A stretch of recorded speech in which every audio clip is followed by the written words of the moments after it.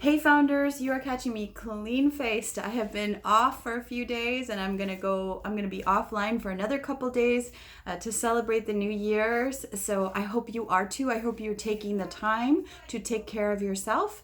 And I'm here to say Happy New Year's to you. So excited for you, and I am hoping that you are thrilled and getting pumped for what's coming in 2020 for you, for your family, for your business. I'm super excited for you and to be on this journey with you. So we're here for our awesome book club, our CEO book club, and we are reading Leapfrog, The New Revolution for Women Entrepreneurs, 50 Days of 50 Hacks.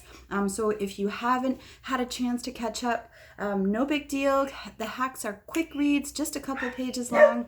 Videos are even quicker. So hopefully you'll have a minute to just kind of check in and see what we're talking about here in our group. Again, my name is Blanca Catalina Garcia. I'm the founder of BCG Connects, and also the co-founder of a company called Flagship Founders. My business is working with early stage entrepreneurs like you. Most of the entrepreneurs I work with are women and women of color. So I am in this space with you. You are my people.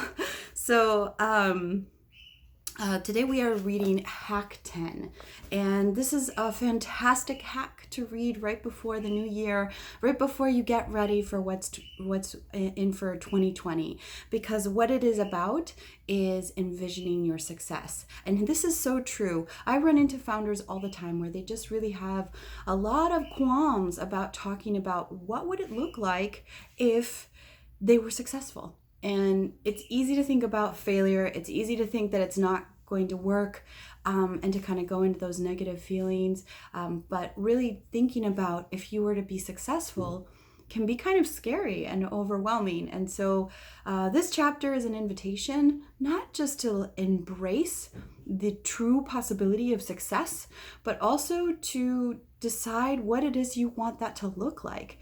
It's easy to get caught up in the hustle. One of the things that she mentions here, she talks about a founder as an example of someone who had a very clear vision of the kind of company that she wanted to run, and said no at some point. Remember, we talked earlier in an earlier hack about saying no. She said no to the framework of success that was being imposed on her and decided, this is how I want my company to look like. This is the life that I want to live. However, she had successful companies before that, had some experience and also some income to sort of like sit in that wisdom. And for most of us, we're hustling because this business isn't just about building something that we really want to do in the world, about solving a problem that we care about. It's also about making money and finding some financial stability as an entrepreneur. And so it's hard to kind of think about, well, what would this look like if it's successful, when you're just like trying to just make it work no matter what. And you might be saying yes to a lot of things that maybe don't really align with who you are. And this chapter really invites us to envision that end game, to be super clear on what it is that you want if this business is successful. And this is going to be so powerful for you because it's an opportunity right at the get-go, in this transition time, in this diving into this venture time.